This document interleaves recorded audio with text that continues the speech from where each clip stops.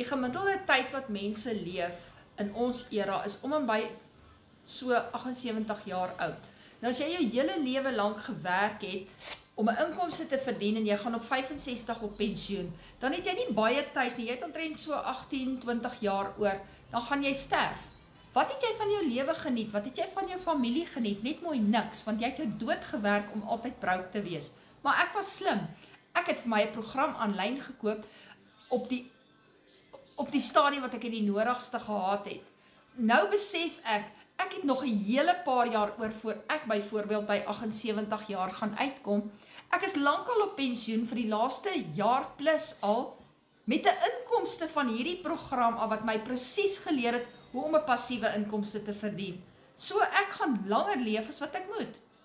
Jy kan ook, maar jy moet like, share en follow my, klik die link in my bio, sodat ek die geheim en die program met jou kan deel.